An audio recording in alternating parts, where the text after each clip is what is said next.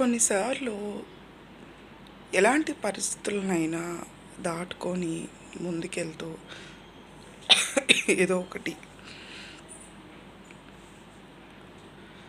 మనం బతికేద్దాం, జాగ్రత్తగా బతికేద్దాం అని పోతుంటే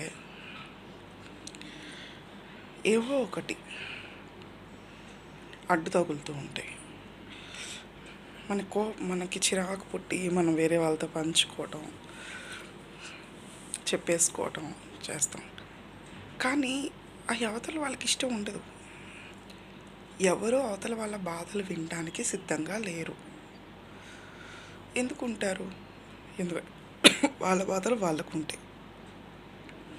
అందుకని మనకి మనము సమాధానం చెప్పుకొని మన కళ్ళల్లో నిజమైన ఆనందాన్ని మనమే వెతుక్కోవాలి.